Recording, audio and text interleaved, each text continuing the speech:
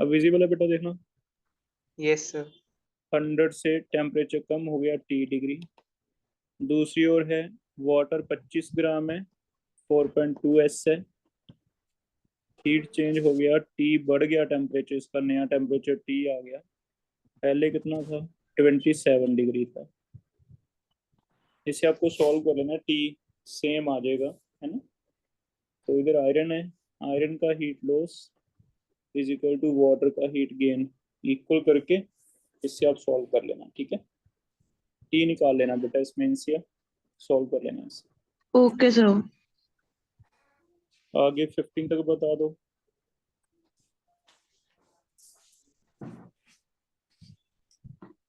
20 तक चेक करो। हम्म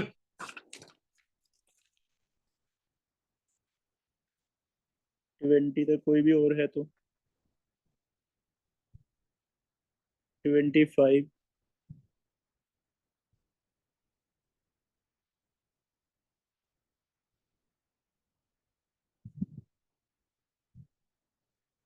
30। 29 कर रहा हूँ।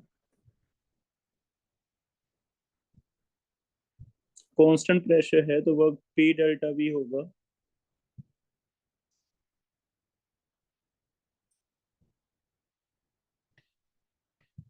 Work is equal to minus P delta V। P दिया हुआ है external pressure 1, V initial and V final देखने पड़ेंगे हमें, कितने कितने हैं। V इनिशियल पहले कितना है, 5 मोल्स हैं 10 एटमॉस्फेयर पे, इससे 1 चला गया।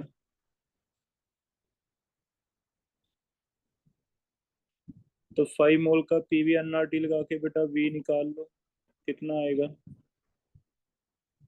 P है 10 एटमॉस्फेयर, V निकालना है, 5 मोल्स हैं 1/12, टेम्परेचर 300 केल्विन है।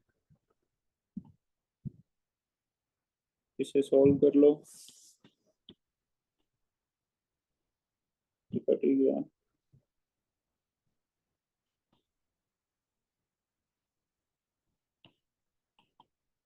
2.5 इंटू 5 कितना आ गया, 12.5 इनिशियल। फाइनल निकालना है, फाइनल ऐसे निकाल लो, P1 V1 is equal to P2 V2। P1 है 10, ये है 2.5, P2 1 हो गया, V2 कितना हो जाएगा, 25 आ जाएगा।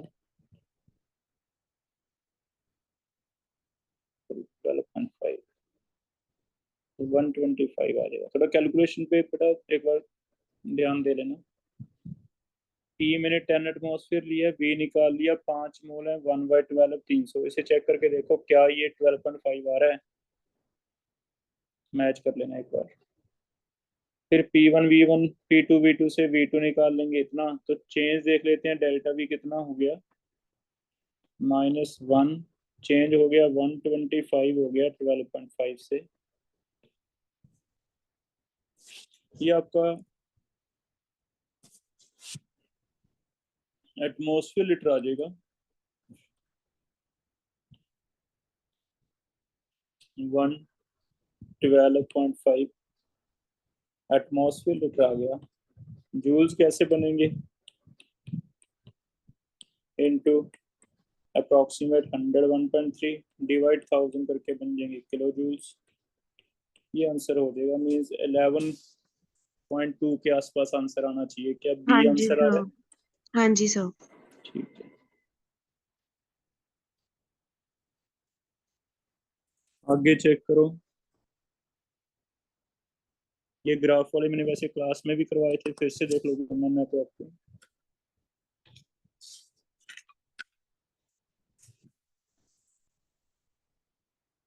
40 तक चेक करो, कोई भी डाउट है। 34 एंड 40।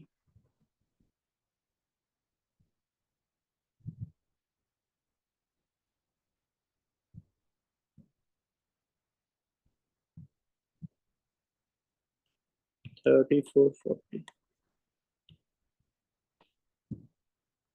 34 is, अगर वैक्यूम है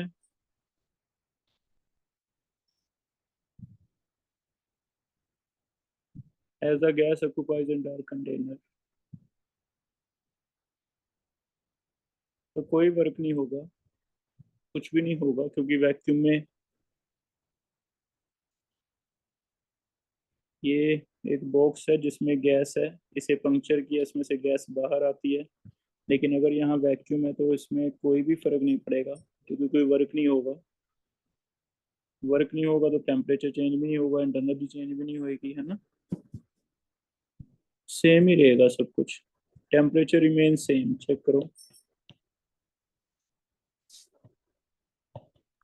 सर आंसर डी दिए।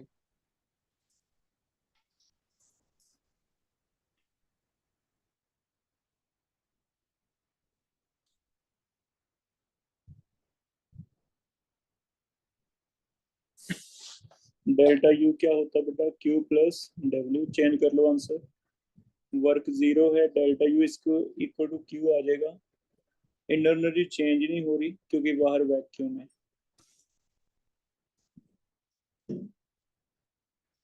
तो जीरो कर लो। Temperature remain same ideal gases के लिए। चेंज कर लो आंसर इसका।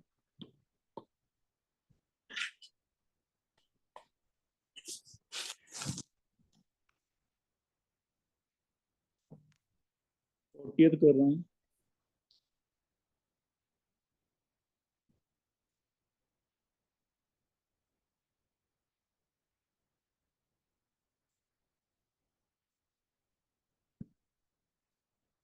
PV is equal to N R T. अगर बाकी चीजें कांस्टेंट ले रहे हैं तो v is equal to constant हो जाएगा t। v is equal to N R by P into T. ये सारा कांस्टेंट बन जाएगा। तो v और t में डायरेक्ट रिलेशन है। अगर log लेके लिखे तो ऐसे लिखा जाएगा log v is equal to log k plus log t। Multiply है तो प्लस हो जाएगा। ये इक्वेशन बन गई। log लेते हैं तो मल्टीप्लाई का प्लस आता है। अब फिर इसका ग्राफ अगर मैं वाई एक्सिस पे ये ले लूँ, सी ले लूँ, इंटरसेप्ट एम एक्स, ऐसे स्ट्रेट लाइन इक्वेशन आनी चाहिए। वेयर वाई एक्सिस पे हम log v लेंगे, एक्स एक्सिस पे हम log t लेंगे। इंटरसेप्ट दिखाना है तो थोड़ा ऊपर से स्टार्ट करेंगे। पॉजिटिव स्लोप होगा क्योंकि टेम्परेचर बढ़ेगा तो वॉल्यूम भी बढ़ता है, डायरेक्ट रिलेशन है।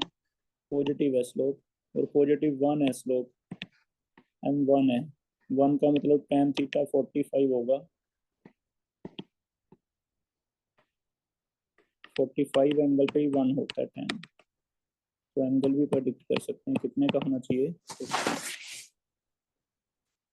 इसका आंसर चेक करना, सी आना चाहिए। आगे चेक कर लो। कुछ एडियाबैटिक के हैं, ये छोड़ दो बेटा। 3-4 क्वेश्चंस जो एडियाबैटिक के वर्क डन के हैं, या फिर एक्स में पढ़ लेना। गामा वाला मैं ज्यादा नहीं बता रहा। सर इसका 45 आंसर के ए बाद डी है। इसका भी चेंज करो बेटा, फिर आंसर 40 का भी।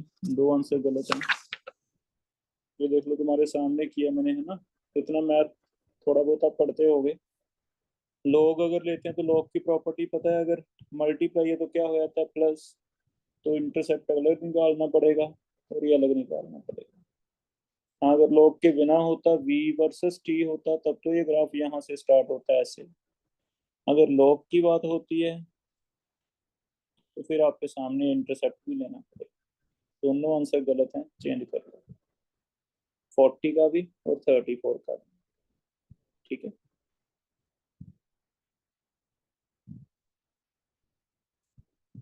आगे थोड़े ये 45 तक एक बार छोड़ रहे हैं। 43 44 45 ये छोड़ दो, आडियाबैटिक के हैं। कोई और आडियाबैटिक आ रहा है वो भी छोड़ दो।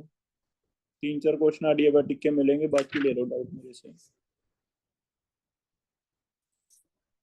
41 या 42 में से चेक करो। 42 भी आडियाबैटिक है।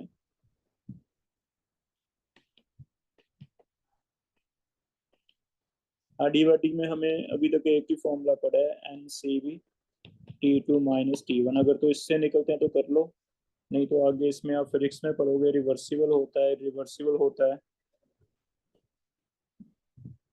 डेरिवेशन है काफी लंबी, तो वो मैं अभी नहीं पढ़ाता। ठीक है, तो सर्कल कर लो कौन से छोड़ने हैं। 42, 43, 44, 45, 46।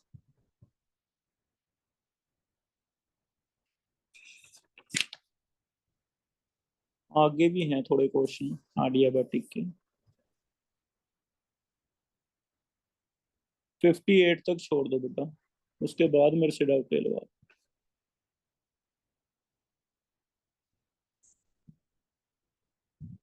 58 तक छोड़ दो, आफ्टर 58 कर दो।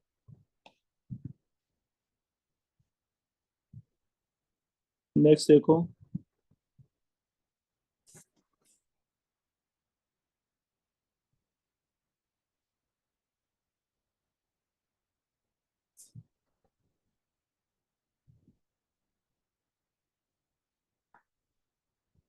फिफ्टी एट समझ सकते हो। 58 इज,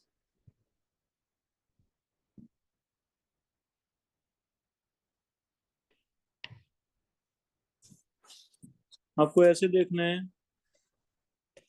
कि ए से बी कौन सी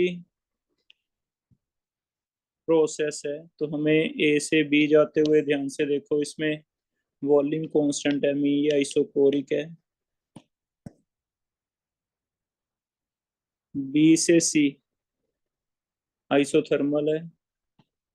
सी से डी आइसो, वॉल्यूम चेंज नहीं हुआ तो आइसोकोरिक, सॉरी ये वाला फिर आइसोबारिक हो गया, इसमें वॉल्यूम बढ़ रहा है। आइसो प्रेशर कांस्टेंट है, प्रेशर कांस्टेंट आइसोबारिक,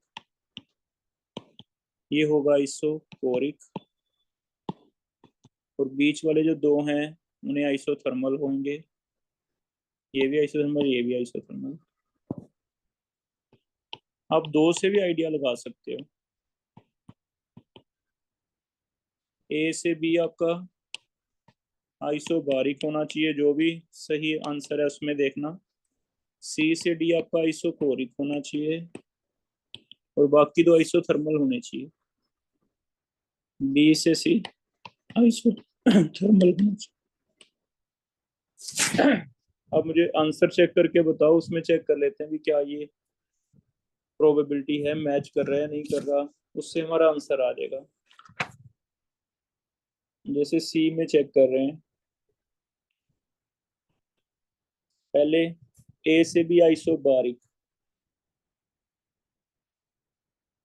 मतलब वॉल्यूम और टेम्परेचर दोनों चेंज हो रहे हैं। तो ध्यान से देखो, ए से बी ऐसे दिया हुआ है,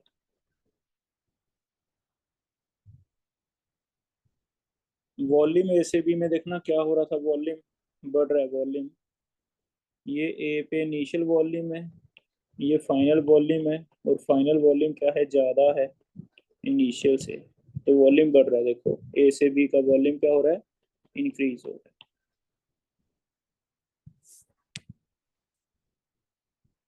डी से आइसोथर्मल था तो डी से टेम्परेचर सेम नहीं हुआ।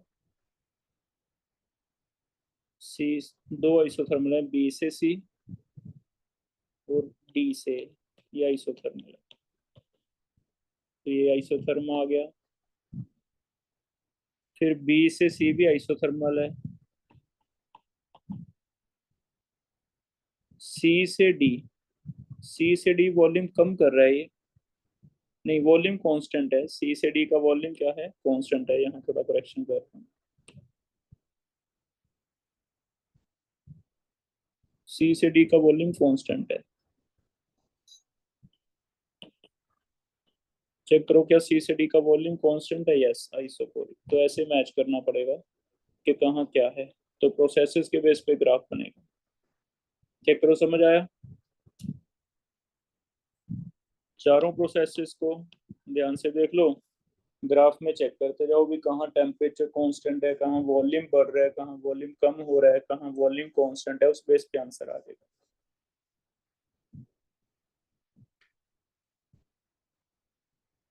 वंश हो जाएगा बेटा ये? Yes sir. नेक्स्ट देख लो।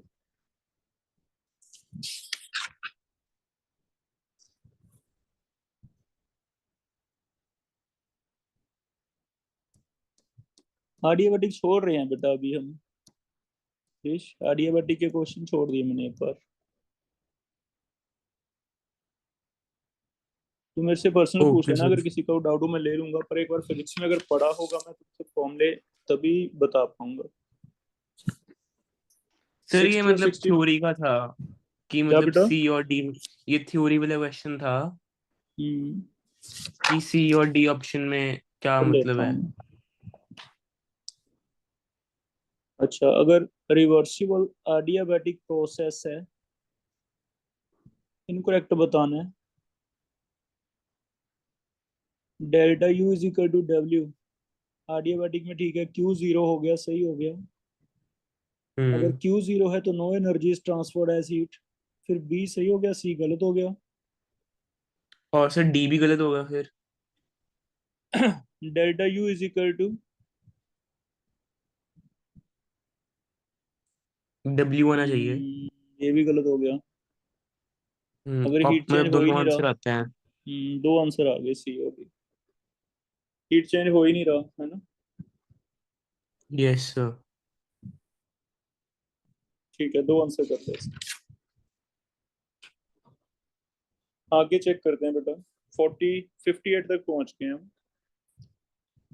65 तक चेक कर लो, कोई है तो।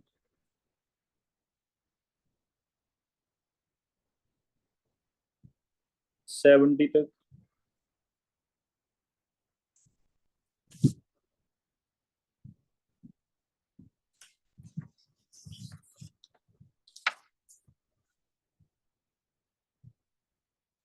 66 एंड 70 दो क्वेश्चन कर रहा हूँ।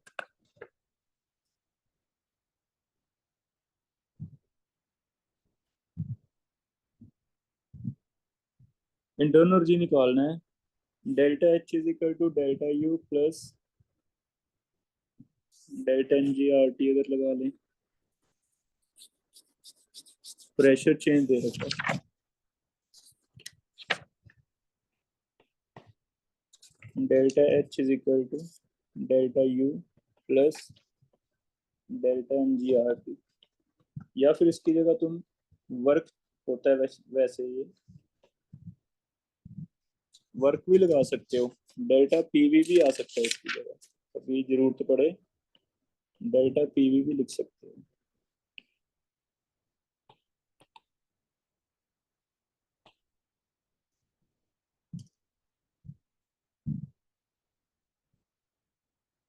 अब इसने क्योंकि प्रेशर चेंज दिया बेटा यहाँ पे, प्रेशर चेंज की वजह से ये वाला फॉर्मूला लगा रहा है डेल्टा पीवी वाला। क्योंकि वर्क हमने इसी से ये तो इसलिए लिया था भी, अगर कभी ये ना पता हो तो डेल्टा एनजीआरटी से निकाल दो।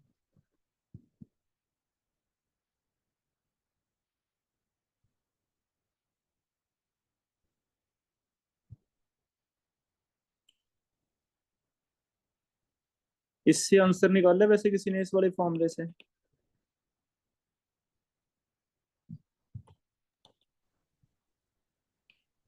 इसने ये वाले फॉर्मूले से कर दिया। v कांस्टेंट रख लिया, p डेल्टा है, चेंज हुआ है। कितना चेंज हुआ है? 70 से 40। तो 40 माइनस 70 हो गया। वॉल्यूम दिया हुआ है 10 लीटर है, plus delta U is equal to delta H. इसे सॉल्व कर लेना। लेकिन ये एटमॉस्फेयर लीटर आएगा, तो एटमॉस्फेयर लीटर को आगे किलो जूल्स में कन्वर्ट करना पड़ेगा इनटू 100/1000। ठीक है,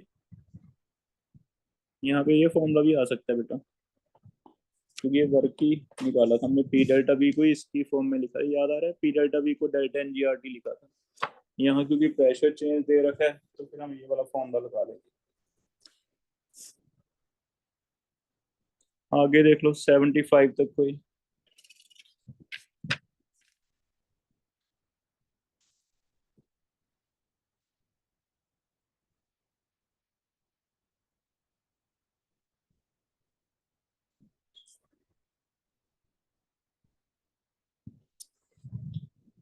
70, 71, 72.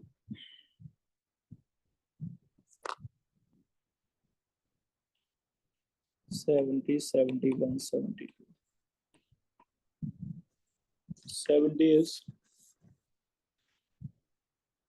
हाँ ये वो आ ही गया दोबारा से, फिर आ गया, मैं बोलने ही वाला था ये। Delta H is equal to delta U plus delta P V. हमें क्या चाहिए, delta U minus delta H चाहिए, it is equal to minus delta P V. Delta P V का मतलब दोनों चेंज भी हो सकते हैं, एक चेंज भी हो सकता है ना। तो इसमें माइनस कांस्टेंट देखो क्या है, प्रेशर कांस्टेंट है, तो फिर V2 माइनस V1 कर लेते हैं। कन्वर्जन क्या है, ग्रेफाइट से diamond, it mean diamond final है, ग्रेफाइट क्या था इनिशियल, ग्रेफाइट से डायमंड बन रहा है। अब वॉल्यूम कैसे निकलेगा ग्रेफाइट और डायमंड का, एक मोल का, एक मोल का वॉल्यूम हम ऐसे निकालेंगे, density is equal to mass upon volume, volume is equal to mass upon density. Mass 12 gram होगा 1 मोल कार्बन का, क्योंकि है तो डायमंड है या ग्रेफाइट है, कार्बन ही है, तो यहाँ पे ये आ जाएगा minus P 12 divide density diamond की, 12 डिवाइड डेंसिटी ग्रेफाइट की। अब इसमें वैल्यूज भरते हैं। प्रेशर 5 इंटू 10⁵ बार्स में है, 12 कॉमन ले लिया। डेंसिटी दी हुई है इसने ग्राम पर सीसी में, चलो अंदर रख लेते हैं, 12 बाय डेंसिटी पहले डायमंड की 3, 12/2। लेकिन ये वॉल्यूम सीसी में आ रहा है बेटा, क्योंकि डेंसिटी के यूनिट ग्राम पर सीसी है, तो वॉल्यूम आपका जो चेंज आएगा वो सेंटीमीटर क्यूब में आएगा। क्योंकि ये आपका बार में दिया हुआ है तो इसे लीटर बना लो, क्योंकि atmosphere litre 1 bar litre 100 joules के इक्वलेंट हो जाएगा। तो 5 इंटू 10⁵, ये आ गया 4, ये आ गया 6, माइनस का 2 रह गया, डिवाइड 1000 से करके लीटर बन गया। अब ये बार लीटर आ गए, इंटू 100 करके वो बना लो, प्लस के हो गए 10 इंटू 10⁵ डिवाइड 10⁵ जाउल्स बन गए।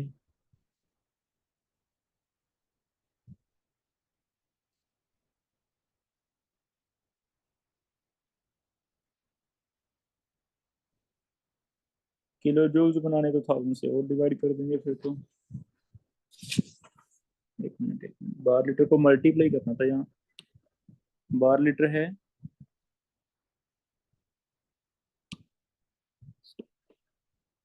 इंटू क्या करना है 100 जाउल्स, क्योंकि 1 बार लीटर कितने के इक्वल होता है 100 जाउल के। ये कितना आ गया 10 पर, ऊपर तो आ गया 6 और 2 8, नीचे आ गया 3, 10⁵ आ गया जाउल्स। किलो जाउल्स में आंसर दिया हुआ है, तो आंसर किलो जाउल्स में कितना आ जाएगा 10⁵ रह जाएगा किलो जाउल्स। 100 के आसपास आंसर आना चाहिए, चेक करो आंसर आ रहा है तो।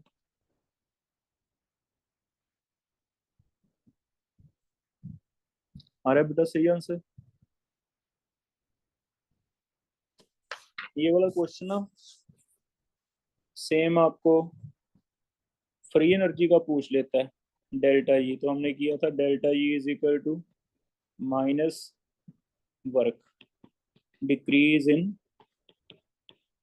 Free energy is equal to work done.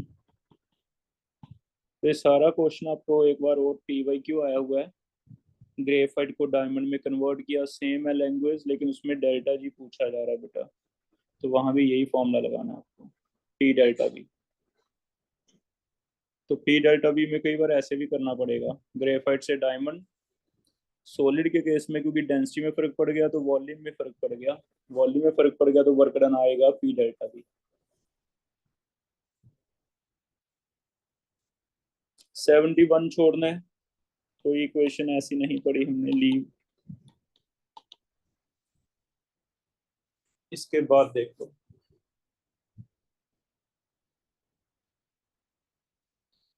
72, irreversible के लिए हमेशा एंट्रोपी ज्यादा होती है, सेकंड लॉ है बेटा।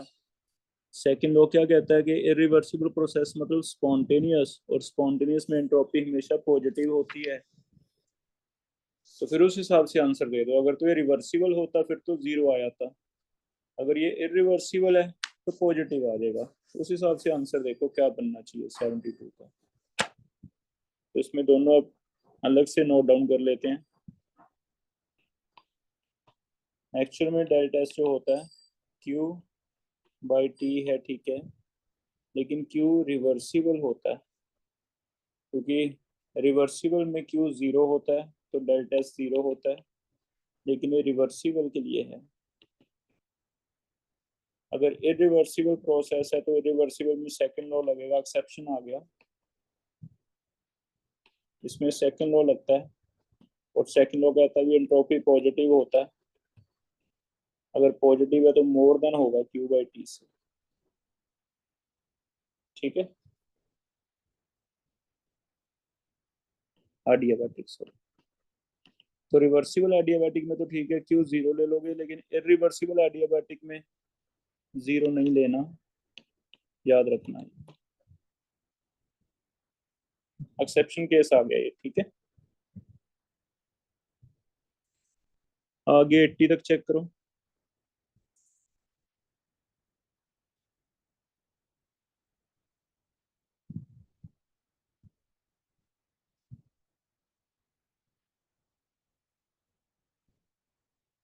एटी फाइव तक,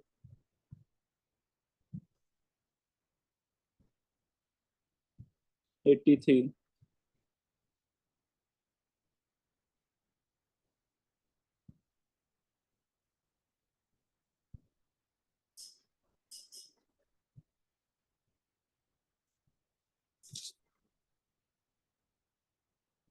90 तक लिख दो बेटा, कोई और है तो।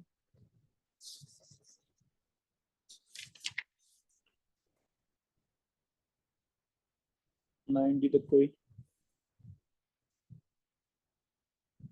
83 देख लो।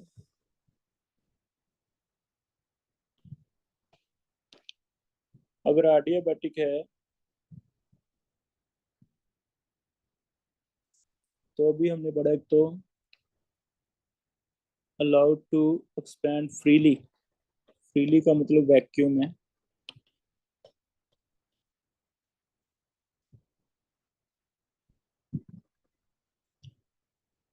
adiabatic into vacuum until its volume had doubled, volume इसका डबल बन गया। A statement which is not true concerning this expression is, तो इसमें कोई टेम्परेचर चेंज होगा adiabatic में, delta U is equal to Q plus W,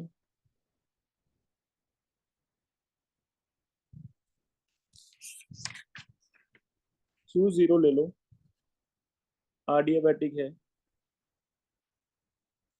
क्या temperature में कोई चेंज होगा बेटा आइडियल गैस का? टेम्परेचर भी चेंज नहीं होगा, तो आई थिंक डेल्टा U में भी कोई चेंज नहीं होगा।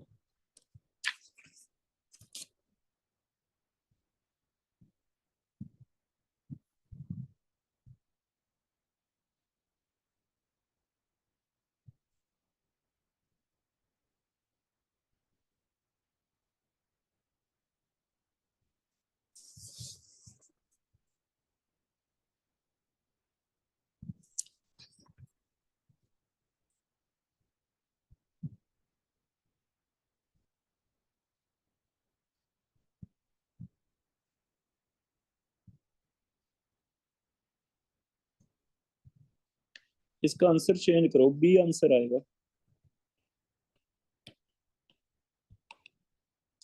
डेल्टा पॉजिटिव होगा क्योंकि ये प्रोसेस स्पॉन्टेनियस होगी।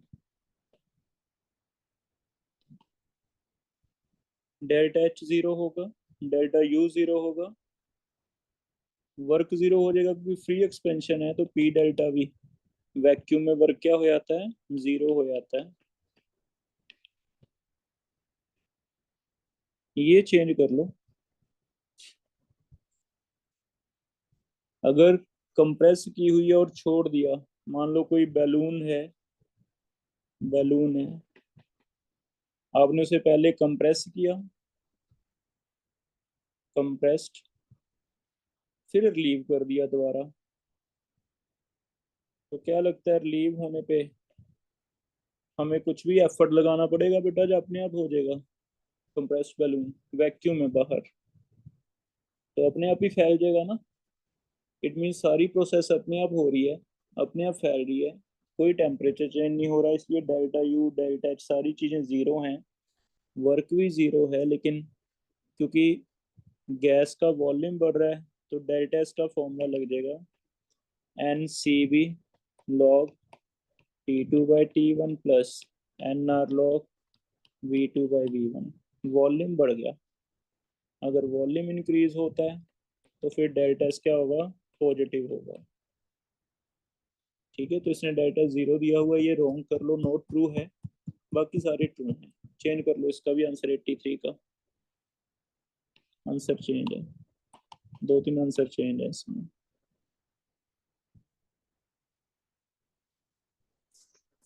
आगे देखो, 90 तक चेक करो।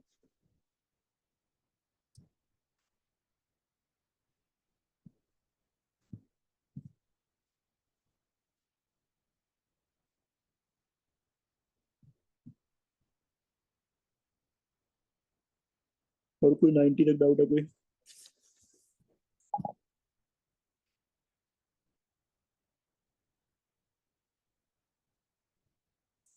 हंड्रेड तक देख लो बेटा।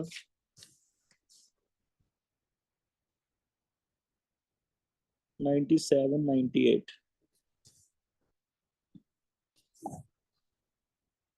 दो क्वेश्चन कर रहा हूँ, 97, 98।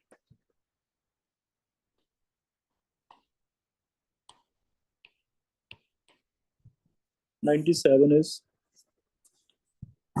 100 केल्विन से 200 लिक्विड बन रहा है सॉलिड से लिक्विड।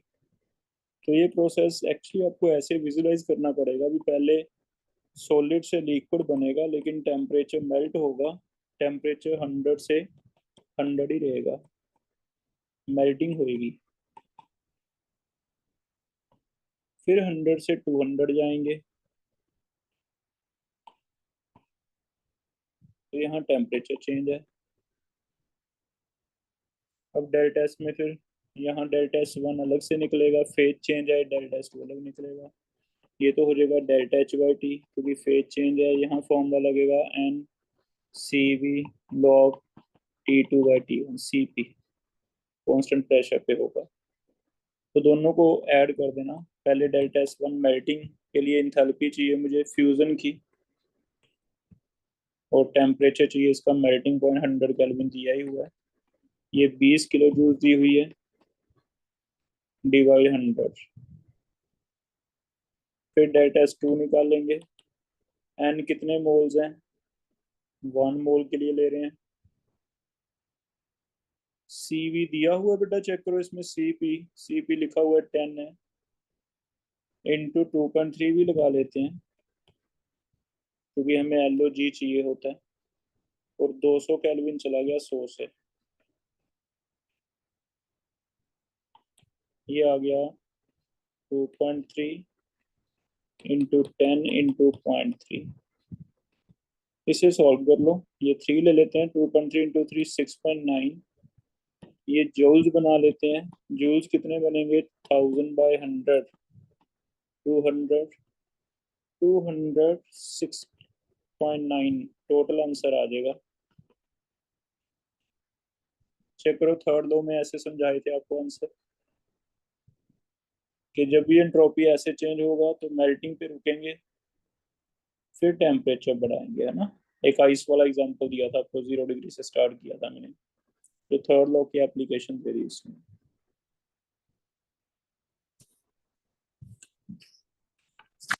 चेक करना बेटा, समझ आ गया कि नहीं ये वाला?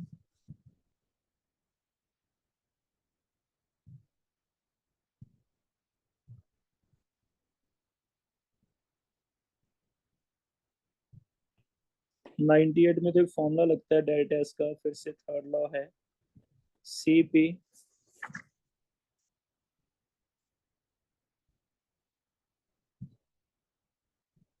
Molar entropy CP log T2/T1 लगेगा।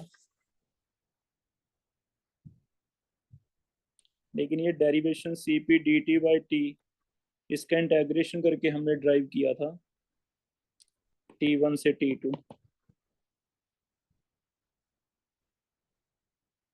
तो यहाँ हमें ये फॉर्मूला लगाना पड़ेगा क्योंकि सीपी की वैल्यू कुछ उसने ऐसे दी है, टी की टर्म में दी हुई है, तो फिर डेरिवेशन से हमें लेना पड़ेगा। यहाँ से निकाला था ये फॉर्मूला हमने।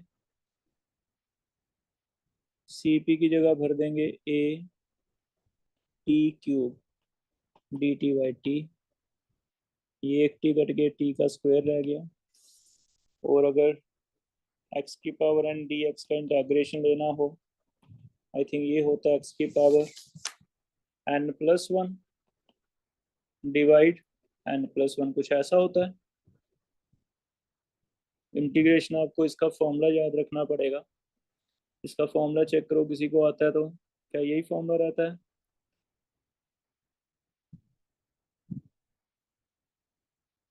Yes sir. तो ये फॉर्मूला लगाते हैं यहाँ पे बेटा। ए की वैल्यू पहले निकाल लेते हैं। ए की वैल्यू कैसे निकालें? C P is equal to A T cube, इसकी वैल्यू भी दे रखी है हमें। इसकी वैल्यू कितनी दी हुई है?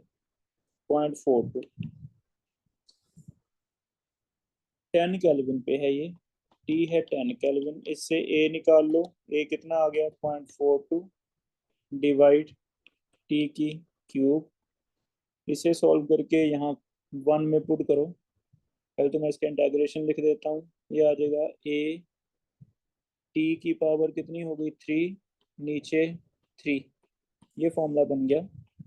1 में 2 की वैल्यू पुट कर दो, आंसर आ जाएगा आपका delta S is equal to A की जगह आ गया 0.42 डिवाइड 1000 इंटू टी की क्यूब। 3 भी कॉमन ले लेते हैं। टी की क्यूब इसकी लिमिट्स हैं, upper limit lower limit. Upper limit lower limit भर दो। T1 आई थिंक 0 केल्विन है, T2 कितना है? नया कितना हो गया? 20 केल्विन हो गया। तो अपर माइनस लोअर होता है 0.42 डिवाइड 3000। अपर लिमिट है 20 की क्यूब, लोअर लिमिट है 0 की क्यूब। इसे सॉल्व कर लो, आंसर देखो कितना आता है।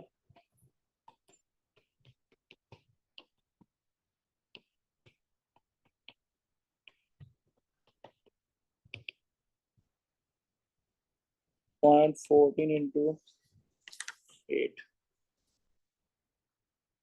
करके देखना बेटा, आंसर कितना आ रहा है। 1.12 आ जाएगा। चलो, तो थोड़ा मैथ लगा इसमें, क्योंकि हमारा जो वेरिएबल है उसमें भी टी आ रहा है। तो फिर हमें इंटेग्रेशन यहाँ से स्टार्ट करना पड़ा। यहाँ से C P D T by T, इसी का इंटेग्रेशन में लोग टी लिखा था, आपको याद हो तो फिर इसमें हमें क्योंकि वेरिएबल आ रहा है टी, तो ये इंटेग्रेशन का फॉर्मूला रहता है। अगर आपको आता है, फिजिक्स में थोड़ा पढ़ा है तो कर लो, नहीं तो आप इसे छोड़ सकते हो, जेई में आता है क्योंकि उनको इंटेग्रेशन आती है ना। ये वाला फॉर्मूला याद करके इसने ये बना दिया। ए की वैल्यू निकाल के यहाँ पुट कर दी, upper limit minus lower limit भर दी, इसे सॉल्व कर लिया, आंसर 1.12 आ जाएगा। और कोई चेक करो 100 तक।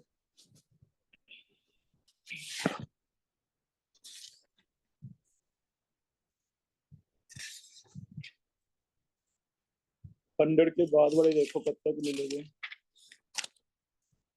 90 क्वेश्चन हैं, एक दिन छोड़ के आगे किए हुए बेटा। आगे हैं डाउट क्या आज?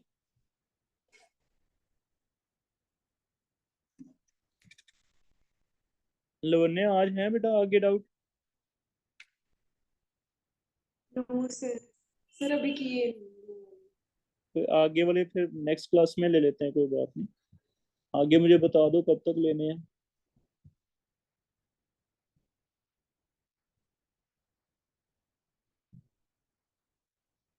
103 तो आई थिंक सीधा ही नहीं आ रहा।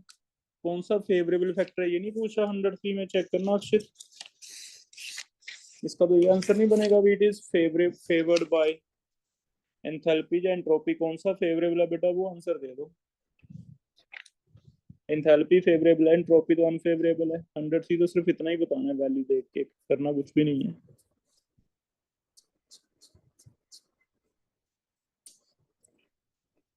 ठीक है, आगे जो रह गया मुझे एक डेट बता दो, कल या परसों, कोई भी, दोनों दिन मैं फ्री हूँ अभी, जो आपको कंफर्टेबल है उस दिन ले लो, कल या परसों,